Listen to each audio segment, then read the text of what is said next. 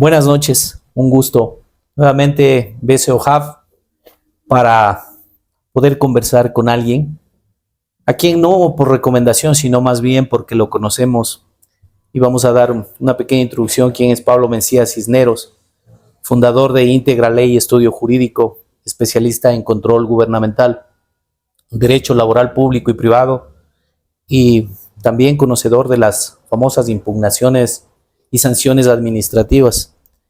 Y en algún caso muy relevante, puntualmente, Petroecuador EP. Pablo, para mí realmente muchas veces es importante comenzar con alguna frase, y esta vez tengo que decir una frase bíblica, si así lo podemos llamar, un pensamiento bíblico que está en Proverbios 28, 1, 12. El que nada debe, nada teme, pero el malvado siempre huye, aunque nadie lo persiga. Buenas noches, Pablo. Muchas gracias, Patricio, y gracias a todos los que están captando esta señal y esta entrevista, que estoy seguro será muy amena.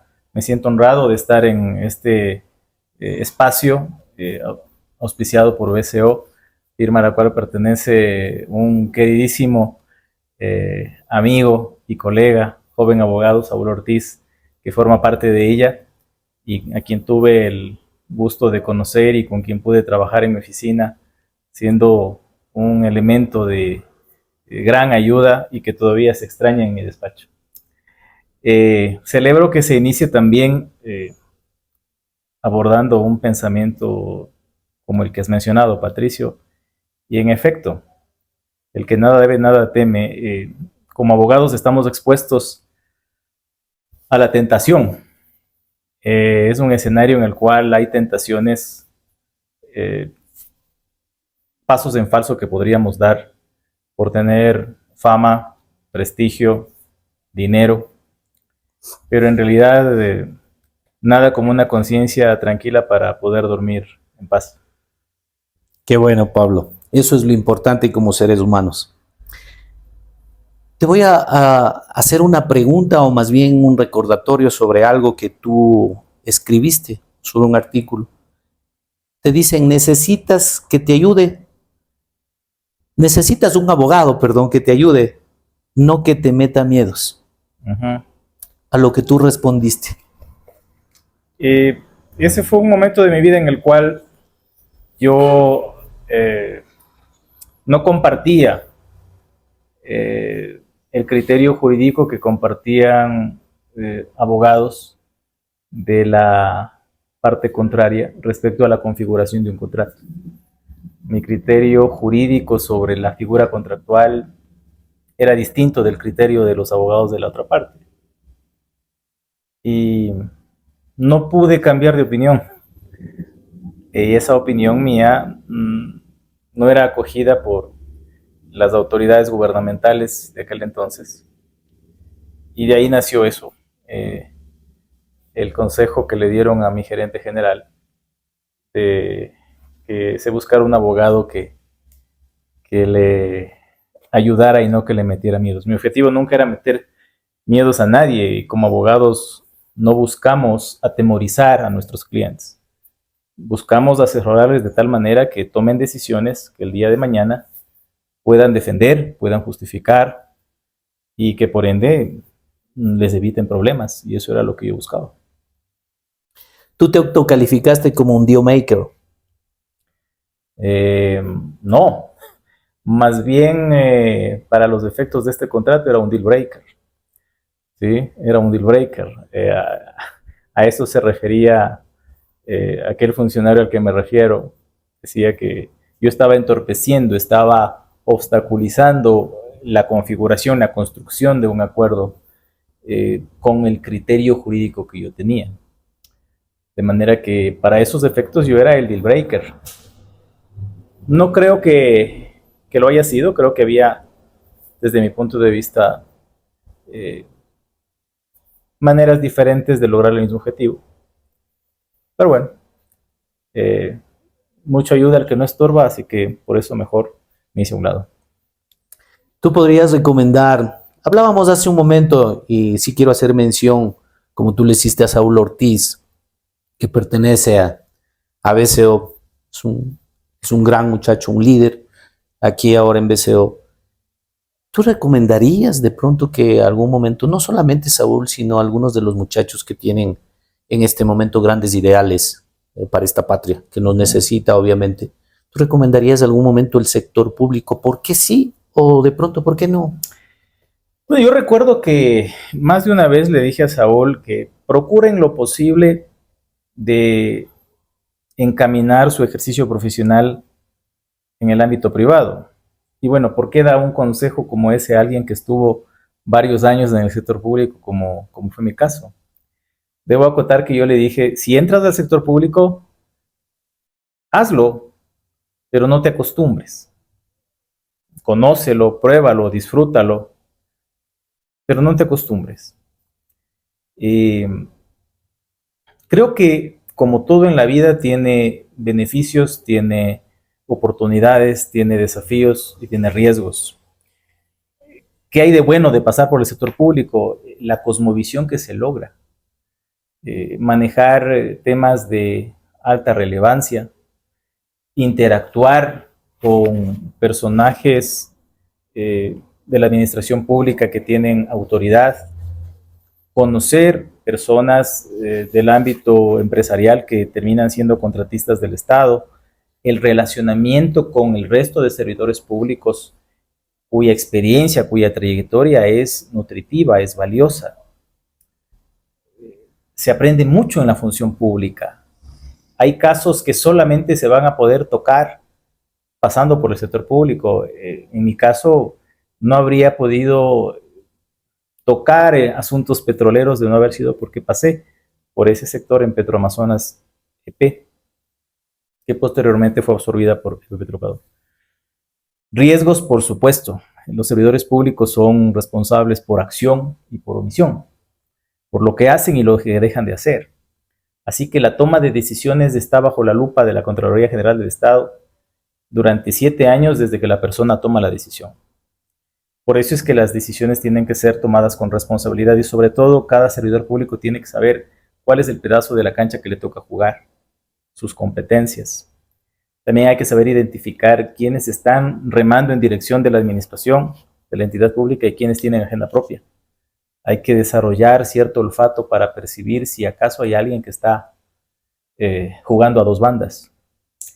Así que creo que el sector público es una gran oportunidad de aprender, de experimentar, pero hay que hacerlo con seguridades, con muchas seguridades. Como quien quiere escalar una montaña. Es preferible que vaya con arneses, con cuerdas, con las protecciones del caso, porque si se cae, probablemente va a salir muy lesionado. Nosotros como abogados, Pablo, estamos siempre propensos a tener este tipo de encuentros, si así les puedo decir, hallazgos dentro del sector público, que son normalmente problemas, que son problemáticas que hay que irles dando solución. Nosotros como abogados debemos hacerlos. Tú acabas de mencionar y dices, de pronto no fue el momento. ¿Crees que no fue el momento? Tal vez la línea, no sé. ¿No fue el momento para? El momento para estar en la institución pública, el momento por la línea, me refiero a la línea tal vez política, sin querer... Yo disfruté muchísimo mi paso por Petroamazonas EP. A mí me encantaba trabajar en Petroamazonas. Amaba mi trabajo. Yo suelo decir que era como estar subido en una montaña rusa porque había momentos de mucha emoción. Cuando, por ejemplo, cuando se lograba una adjudicación de un contrato complejo, pero bien hecho. Yo pude participar del proceso de negociación de los campos maduros en el año 2014. ¿Qué es un campo maduro? Un campo petrolero que ya ha sido explotado, ya se ha sacado el crudo, pero como a veces ocurre con las ollas de sopa, en los bordes hay todavía un poquito y hay que raspar la olla, como suele decirse. Es raspar el pozo, pero eso exige inversiones mayores, tecnología mayor. Y en el año 2014 trabajamos durante algunos meses negociando esos contratos y fueron muy bien logrados. Es algo de lo que me siento muy satisfecho. Participar de ese tipo de actividades, de un proceso de contratación de seguros que fue limpio, que permitió por primera vez que compañías del sector privado pudieran ganar ese tipo de concursos y responder a impugnaciones que se presentaron de manera totalmente jurídica. Es decir, yo disfruté mucho mi paso por esa empresa. Obviamente que llega un momento en que ocurren cosas o se hacen requerimientos que a uno le deben invitar a plantearse si es que vale la pena tomar decisiones en este caso o es mejor dejar que otros las tomen. Por supuesto, se dice que no todo es bueno, tampoco todo es malo. Siempre va a haber cosas como las que estás recordando, satisfactorias para ti, satisfactorias para el país. Tú como abogado podrías decirnos, ¿qué podríamos hacer tal vez siendo más proactivos y adicionalmente propositivos, más bien sería la palabra correcta? ¿Qué propondrías tú en el caso? Sabemos que el tema de petrolero es muy delicado, es un tema que hay que toparlo con pinzas, considerando que este bien económico, este recurso natural que es el petróleo, ¿no es cierto?, es la base o el fundamento de no solamente de nuestro país, sino de muchos otros países. Entonces, ¿qué poder hacer?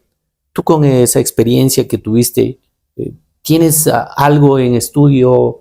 ¿Has topado algo más profundo como para poder decir a esta sociedad que se viene cada vez de vez en peor? Sabemos que, si no mal recuerdo, no soy un hombre de muchas cifras y menos de petróleo, pero sabiendo que más o menos el 28.39% del ingreso es justamente de los recursos hidrocarburíferos en este país.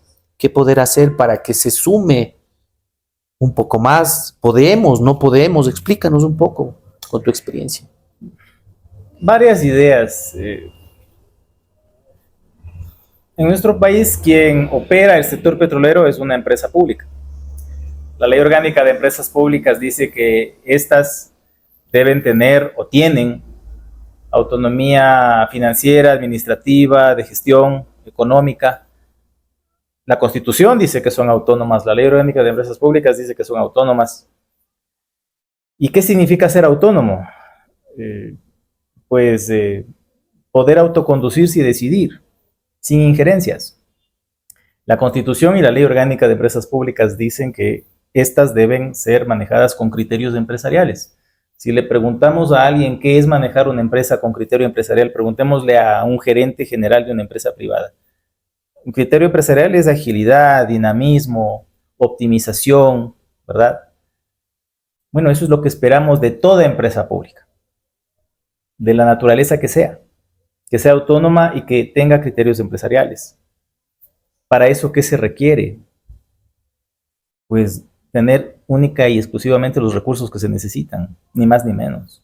Si tenemos un exceso de burocracia, o en este caso un exceso de personal, evidentemente va a ser una empresa pesada. Si las personas no pueden tomar decisiones con la agilidad que el Estado requiere, ya no funciona como empresa. Las empresas toman decisiones rápidas, ágiles.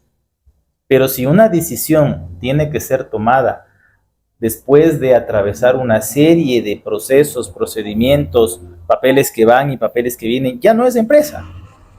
Ya no es empresa.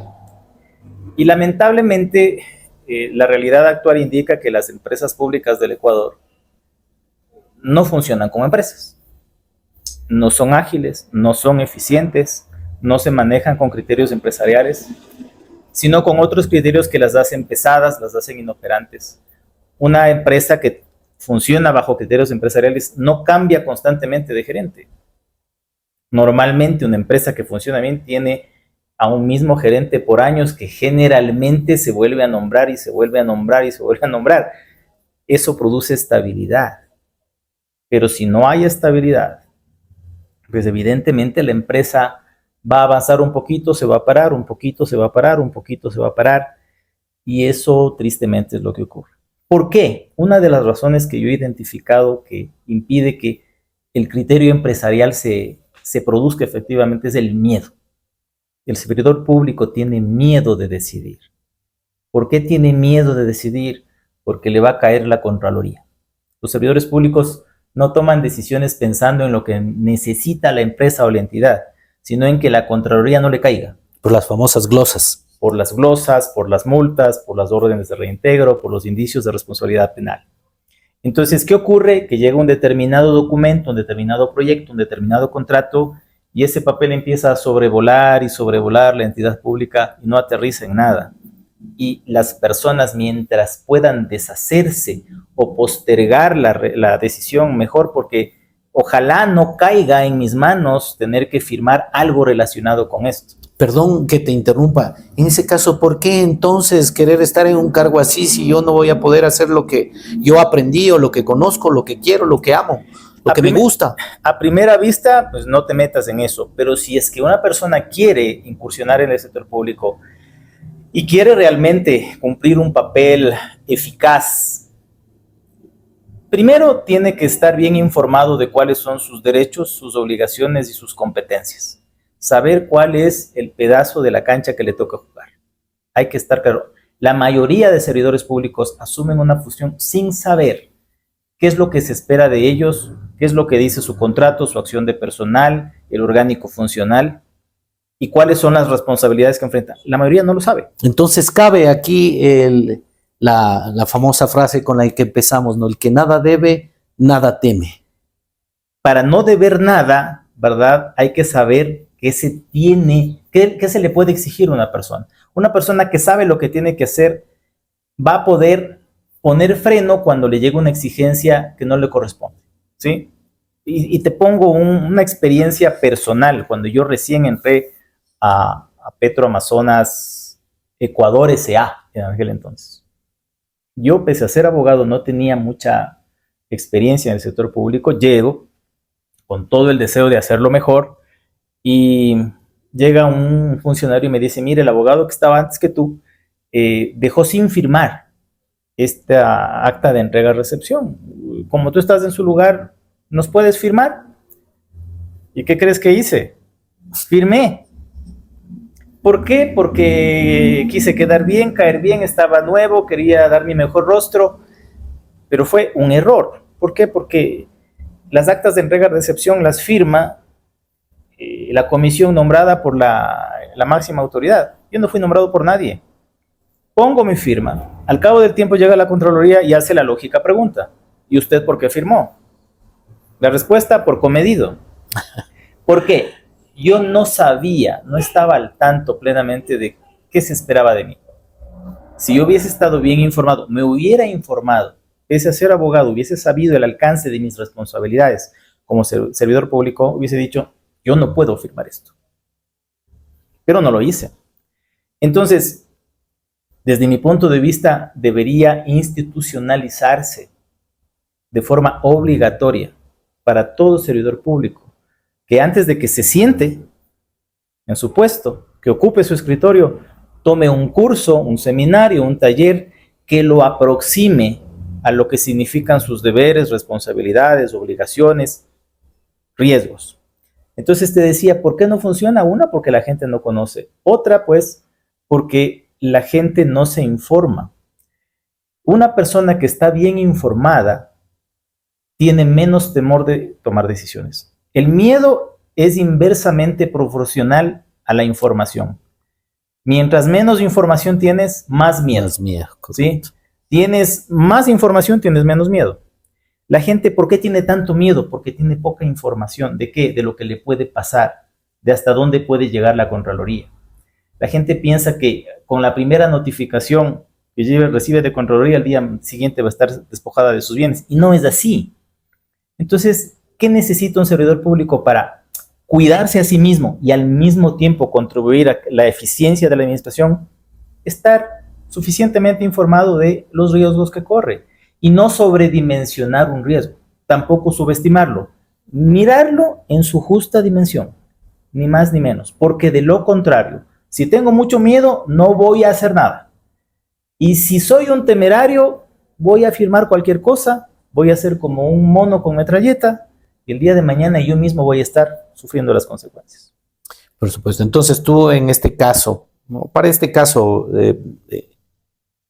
si así le podemos llamar, de ocupar un cargo público, de ejercer un cargo público, ¿tú no recomendarías de pronto, tal vez una revisión a la legislación, algo que se pueda cambiar, algo que de alguna manera pueda coadyuvar, ayudar para que también, como tú dices, la gente no tema mucho, que sea algo más sencillo, si así lo podemos llamar, ¿no? No con tanta traba, con tanto problema, con tanta dificultad. Sabemos que vamos a manejar fondos del erario nacional, por supuesto, pero sin embargo de aquello, si no se toma decisiones, es imposible que y lo que tú me acabas de decir, me deja una comprensión muy clara de que efectivamente en este país muchas cosas no se hacen por el tema del miedo a cometer errores. Correcto. Es una buena pregunta. Más legislación no. Yo creo que tenemos demasiada legislación. Este país podría funcionar con menos normas de las que tiene. Porque finalmente cuando no existen normas, y el Código Civil lo dice, si no hay normas, acuda a los principios, ¿verdad? Solamente que los principios exigen pensar un poquito más. Cuando se tiene una norma, bueno, la norma dice esto, sí, no, pero el principio exige pensar un poquito más. Y yo no pienso que se necesita más legislación, creo que lo que dice la Constitución, la Ley de Empresas Públicas, es suficiente con respecto a deberes, derechos, obligaciones. En mi experiencia personal como ex servidor público que ha sido examinado por Contraloría más de 70 veces, y como abogado que ejerce defendiendo a servidores públicos y contratistas de Contraloría, el problema radica en que el examen, el control gubernamental que Contraloría realiza no es objetivo, es subjetivo. Los auditores ya reciben documentos, reciben explicaciones, conocen el contexto en que se tomaron las decisiones y sin embargo persisten y persisten y persisten en lo mismo y no están dispuestos a dar el brazo a torcer cuando ya tienen evidencia suficiente de por qué se tomó una decisión. ¿Sí? Y quiero poner un ejemplo concreto para que se entienda, que lo dice todo. Yo tuve una cliente que era la encargada de administrar un contrato de ropa de trabajo, ¿sí? Ropa de trabajo para la entidad. Y resulta que el contratista hace la ropa de trabajo, llega a tiempo y le dice, aquí estoy con la ropa de trabajo, ¿dónde le pongo? Y resulta que no había bodegas donde almacenar. El contrato de arrendamiento del almacenaje se había terminado días atrás. Y la señora, con sentido común, le dice, hágame un favor, le doy por recibida la ropa de trabajo. Deme teniendo, deme guardando, como decimos los quiteños, en sus bodegas. Y conforme vaya necesitando, yo le voy pidiendo. Ah, perfecto, no hay problema, recibido, muchachos, carguen la ropa otra vez, nos vamos a nuestras bodegas. Llega la Contraloría y dice que el contratista incurrió en mora porque fue entregando las piezas mucho después, las prendas mucho después de la fecha. Y le responsabiliza a la administradora porque dice que ella recibió en fechas posteriores y no multó al contratista. ¿Qué es lo que le decíamos al Tribunal Contencioso Administrativo? Porque Contraloría nunca hizo caso. A ver, esta señora hizo algo por lo que debieron haberle pagado.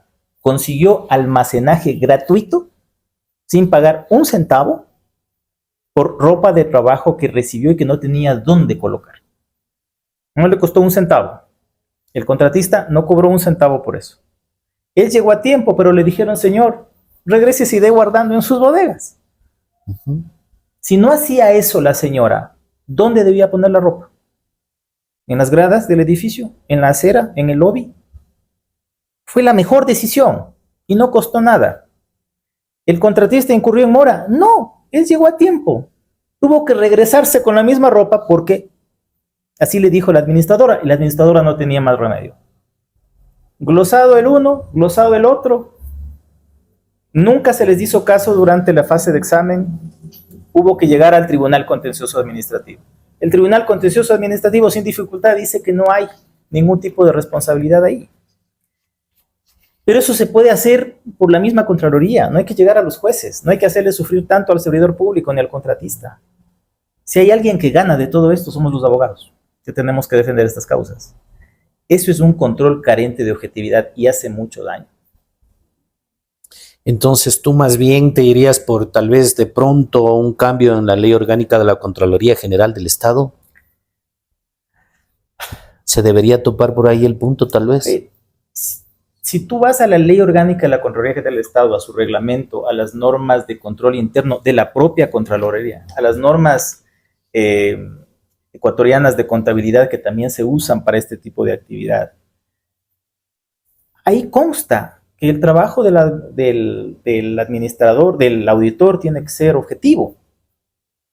Y dice que tienen que tener evidencia suficiente, competente, se me olvida la otra, que la tienen. Yo pienso, si hay una sugerencia que se puede ofrecer es, los auditores necesitan una mayor formación en cómo aplicar la ley. Porque un auditor usa la ley aplicable a cada contrato que examina para hacer su trabajo.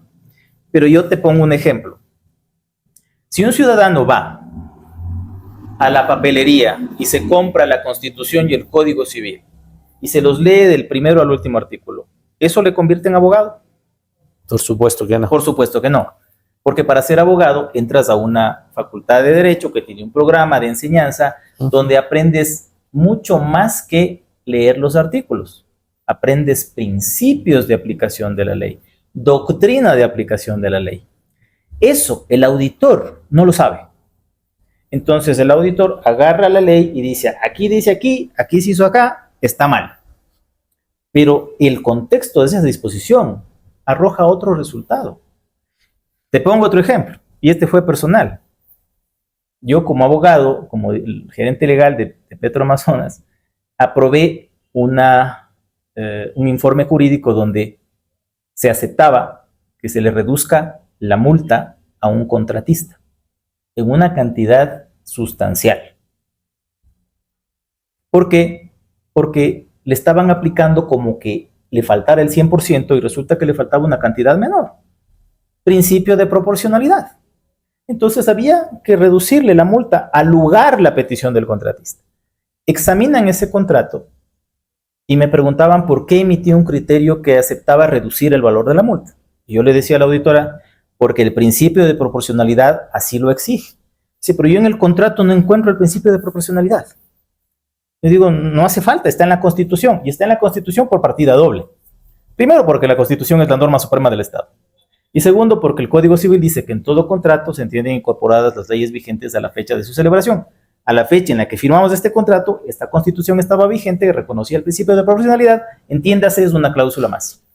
Pese a toda esa explicación, la auditora decidió emitir un informe que después se generó una predeterminación en mi contra, ni más ni menos que de $3.900.000. Contesté a esa predeterminación y tuve que ir a hablar a Contraloría y decirles que lo que yo hice estuvo bien y que lo volvería a hacer si se presentara la ocasión, porque lo contrario habría sido robarle al contratista. Pero no tenía por qué pasar ese mal trago, no solo mío, de mi esposa, porque es una realidad que no solo sufre el servidor público, su familia, sus hijos. En mi vida podría pagar $3.900.000. De nuevo, ¿cuál es la causa del problema?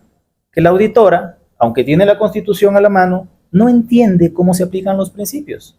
Y por ende, un examen marginado de cómo se aplica la ley jurídicamente va a arrojar resultados que siempre son gravosos para el servidor público. Entonces, ¿tú crees que debería el equipo de auditores tener también un equipo, por así llamarlo, porque podría ser un auditor con un abogado, el que trabaje en Contraloría haciendo este tipo de observaciones? Y si bien es cierto, puntualizaciones más bien en el tema de cómo se debería hacer, porque si es verdad, o sea, y aquí viene una especie de un dicho de mal gusto que no me agrada para nada por esos chistes. Yo soy abogado como tú y no me agrada, pero muchas veces dicen, no, el ingeniero, el arquitecto dice 2 más 2 es 4, pero el abogado dice cuánto quiere que sea. Por ahí viene el tema, ¿no es cierto? Pero si unimos las dos, efectivamente, vamos a ver que ciertos números no son tan exactos o las matemáticas definitivamente no son tan exactas, como así se lo ha querido hacer ver siempre, ¿de acuerdo? Y no por el hecho de el resultado como tal, sino porque más bien no se consideran ciertos aspectos de justicia lo llamo yo así, ¿no es cierto? Porque muchas veces, incluso con el ejemplo anterior que tú nos pusiste, la entrega de los overoles es algo por sentido común que se debió haberlo hecho, pero sin embargo aquí la ley no te permite. Y ellos nuevamente, pues pienso que así como los abogados en ciertos cargos públicos, los auditores en su cargo en la Contraloría también tienen el mismo temor, pues que cualquier otro. Porque el día de mañana, si yo no hago tal o cual cosa, me voy a referir en algo que quiero que tú me ayudes, porque veo que conoces de la materia. Hay ciertos casos en la Contraloría que hemos visto y se ha dado aquí. No voy a dar nombres porque no vengo a atacar a nadie. Esta conversación, este podcast, más bien es con el ánimo de que la gente tenga un poquito más de conocimiento sobre lo que sucede en nuestro diario vivir socialmente. Y es en los casos, en estos casos en los que caduca el tiempo para que la Contraloría, si así se lo puede llamar el término, la caducidad, me parece que está en 180 días, 6 meses o algo así. Y pues como ya no presentaron a su tiempo la determinación, ¿no es cierto?, a tal o cual empleado público, se olvidaron de las deudas. Y una que conozco es de $40 millones. Y nadie lo ha reclamado hasta el día de hoy. ¿Qué me puedes decir de eso?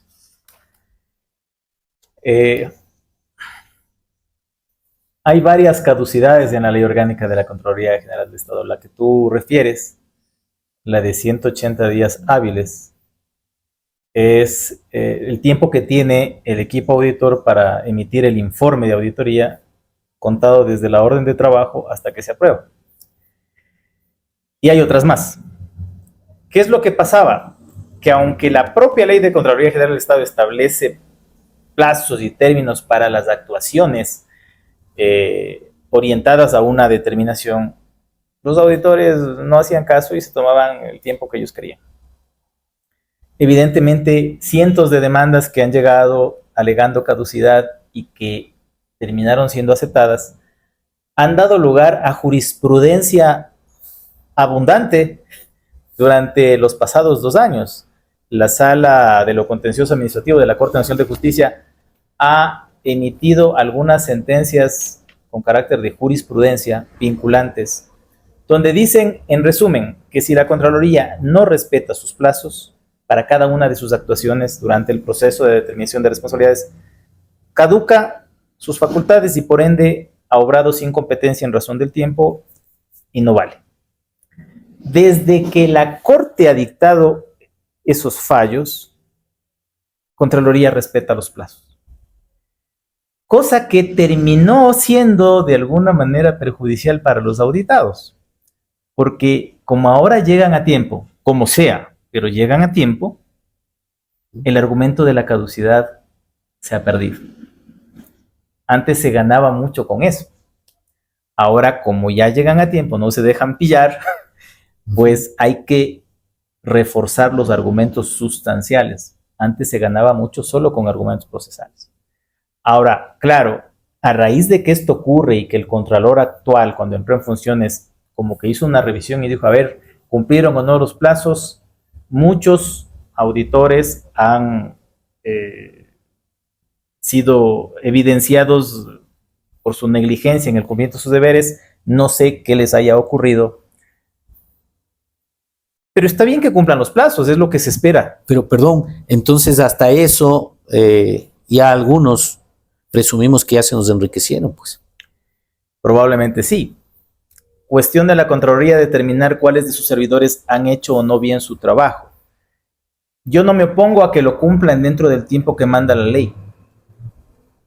Lo que cuestiono es que no se lo haga bien.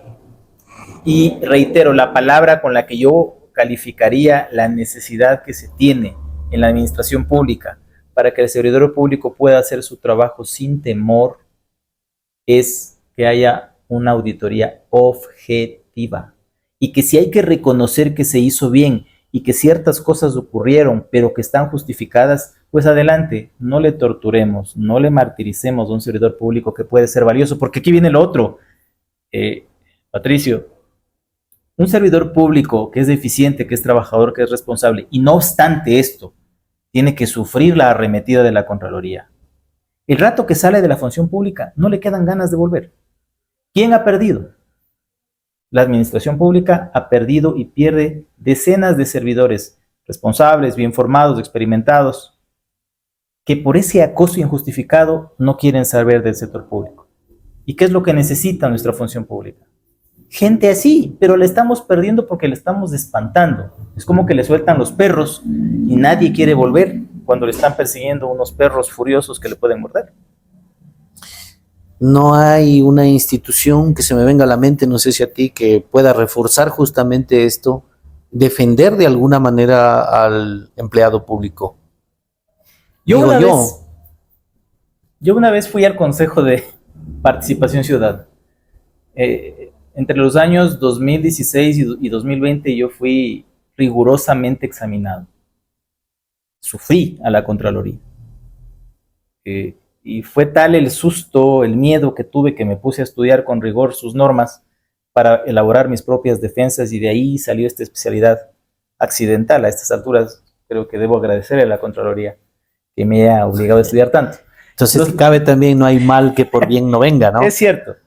Lo que quería decir es que, como estaba tan asustado, yo voy al Consejo de Participación Ciudadana y les digo, miren, esto está pasando, o sea, la Contraloría le falta objetividad, está yéndose más allá de sus límites. ¿Y qué me dijo la persona con la que hablé? Tiene que presentar una denuncia con su nombre y apellido. Le digo, mire, estoy durante los 7 años de examen.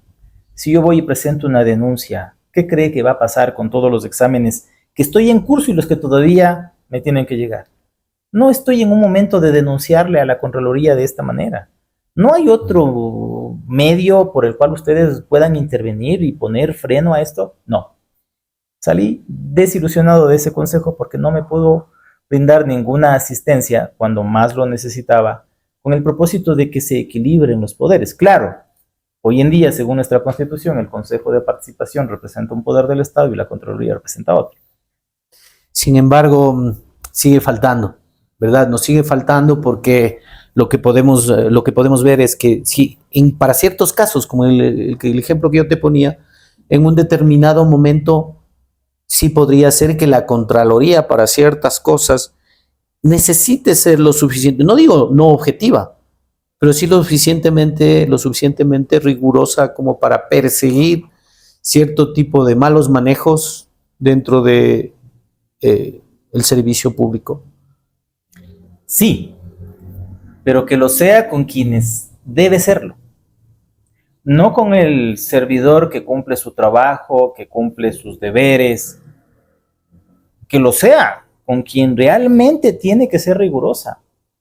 El problema es que de todos los exámenes que yo he presenciado, he participado, he vivido, ya como ex servidor, ya como abogado, hay un denominador común.